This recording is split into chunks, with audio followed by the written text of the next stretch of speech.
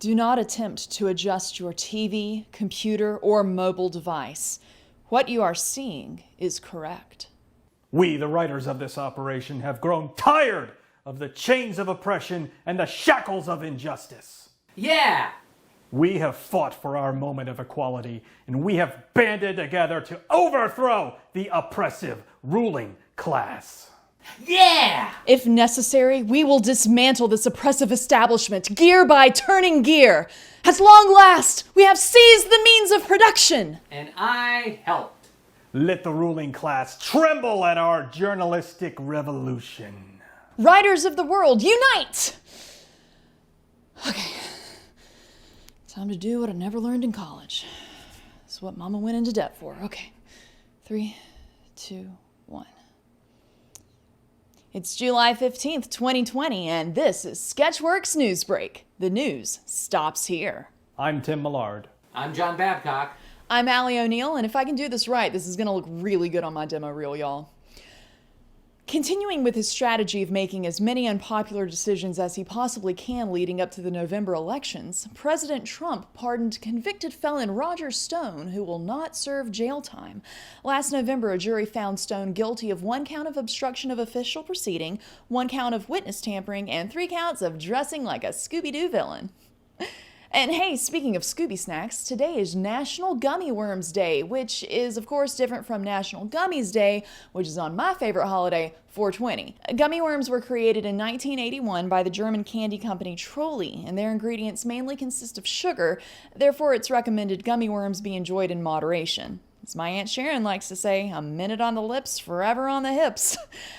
I think that was Brian Troxell's nickname in high school.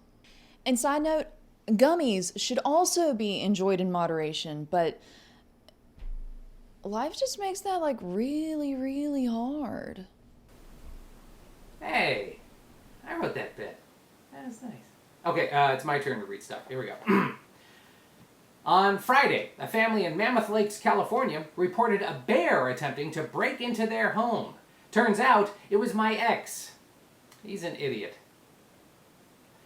You know, Allie, I actually wrote that one with the intention of you reading it, but, you know, it's fine, it's fine, you know what? It's okay, it's alright, whatever, we'll move on. Next one. Scientists at Princeton University have developed an artificial intelligence machine to predict which planetary systems will survive. And, spoiler alert, it ain't us. Here now with an editorial on how he was treated last week is me. Last week on NewsBrake, I was the object of derision. Not once, not twice, but a trilogy of times. I was slandered, I was sullied, I was smeared. Why? Because I don't make weekly videos for NewsBrake. And why is that?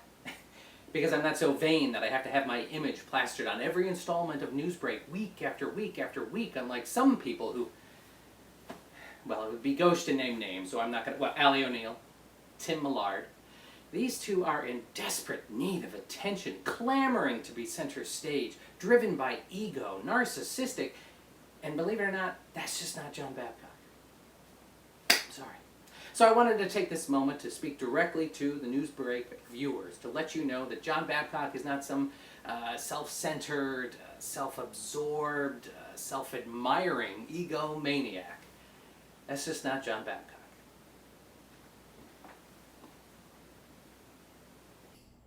Thanks, Babsy. Presidential hopeful Kanye West calls the potential COVID-19 vaccine the mark of the beast, and he very well could be right. The federal government will pay pharmaceutical company Novavax $1.666 billion to develop a vaccine. Once developed, uninsured consumers will be expected to pay for the vaccine with their souls. Actor Johnny Depp says his marriage to now ex-wife Amber Heard fell apart after she defecated in their bed. Johnny told a court that's when he realized the marriage couldn't be saved.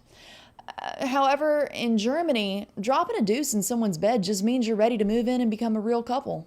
Okay, that one was from me, and I'm glad you found it was good enough to use. Unlike my Roger Stone is also on the hook for Who Framed Roger Rabbit gag. That was a good joke. It had nuance.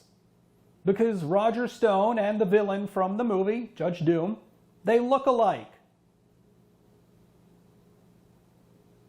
That's the joke. Planet Earth is about to invade Mars. The United States, China, and the United Arab Emirates are sending spacecraft to the Martian surface to look for signs of life, no matter how small. This invasion will turn into a long, drawn-out, unwinnable conflict, followed by numerous documentaries that use Fortunate Son in the soundtrack.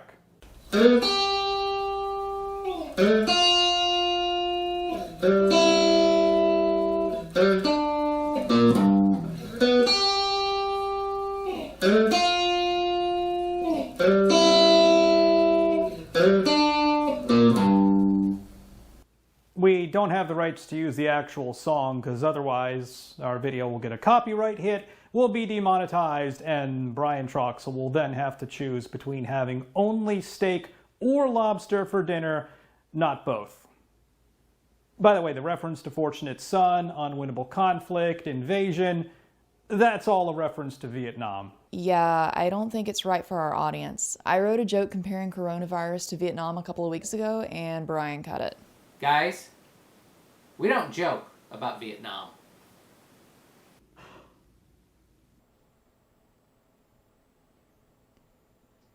An arm wrestling match between a father and son turned into an 8-hour police standoff.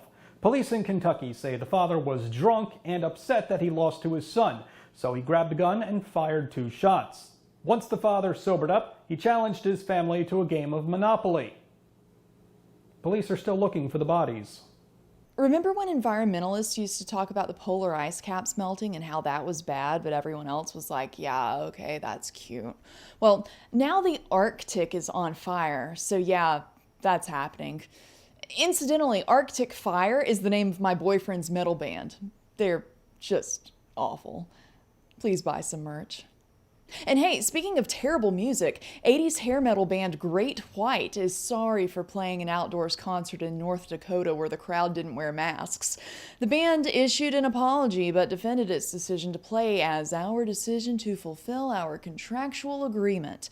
I don't know what's worse, being at a Great White concert where people aren't wearing masks or being at a Great White concert. Nuance! Besides, Great White is cool. You know they had that song, what was that song called? That, my, once bit, twice shy, babe. Did they have any other songs? They didn't. You're shaking your head no. But then they have Here I Go, that was Whitesnake. Okay, so Great White, no other songs. Still, nuance. On Monday, a sealed copy of the 1985 video game Super Mario Bros. Set a new world record when it was auctioned for $114,000, the highest price ever paid for a video game. My cousin left his copy of Black Ops here. I'll sell that to you for $10. Comment below if you want it. I can't even play this. I don't have an Xbox One because I'm not made of money, unlike Brian Troxel, who gets to buy all the latest gaming systems. Still on a 360. The winners of the record-breaking auction will do what most people do with their video games these days. Take pictures of it for Instagram, open it in an unboxing video for YouTube, and then live stream themselves playing it on Twitch, just like Brian Troxel. And hey, speaking of Twitch, You have got to work on your segues. after a 2-week suspension for hateful conduct regarding comments made about Mexican migrants, Twitch has restored President Trump's account. He plans to celebrate this Friday by streaming his Fortnite game with a bunch of middle schoolers, just like Brian Troxel. And if my limited experience with Twitch is of any indication, he'll also probably be getting harassed by lonely guys who constantly tell him in the chat to take his top off. Just like Brian Troxel. Florida set a new record by having the fewest number of there's no way that's right. Oh, yeah, I'm sorry. Florida set a new record for having the highest number of corona cases in one day. The state reported more than 15,000 infections on Saturday. Hey, Florida, You broke the one-day record for coronavirus infections. What are you gonna do now? Gotta go to Disney World? Good news, you totally can, because the park opened back up the same day Florida broke that record. The most popular ride at the park so far? Mickey's magical ambulance ride to the ICU. Hey Babsy, you wanna guess what my next segue is? Please don't. And hey, speaking of theme parks in Japan have banned screaming on roller coasters because it spreads coronavirus, advising riders to please scream inside your hearts, which is what I've been doing every day since clinical depression started slowly consuming my life in 1999. President Donald Trump wore a face mask publicly for the first time since the coronavirus pandemic began. The White House and his supporters say this is a sign of strong leadership during a time of crisis. That's also like telling your child, "Good job," for using the toilet, especially when your child is 30 years old. A dead squirrel near Denver, Colorado has tested positive for the bubonic plague. And while this is concerning for all of us, it's really bad news for Bear Grylls, as 50% of his diet is dead squirrels. The NFL's Washington Redskins will change the team name that many consider racist toward Native Americans. Team owners say the Redskins will now be known as the Washing to be Determined until they can come up with a different name, one that will be just as offensive toward another ethnic group. I don't know, I kind of like this one myself. A new study by the University of Sheffield in England found that adding volcanic rock dust to farmlands could draw down 2 billion tons of carbon dioxide from the air per year. And hanging a gym sock filled with rock salt at the back of your closet will reduce unwanted moisture. That's a tip from my Aunt Sharon. Bless her heart. And hey, that's all for Sketchworks NewsBrake. We made it to the end. Oh my gosh. I'm Tim Millard. We'll be back next week. I'm John Babcock, and we hope you are too. I'm Allie O'Neill, and I'm going to say hi to my own mom. Hi, Mom.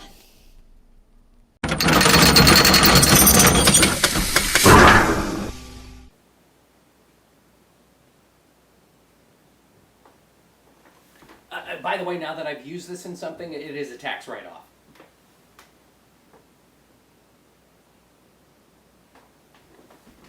And if you'd like your own copy of my portrait, just comment below and I'll be in touch, and it'll be a little fee, but you know, I mean art.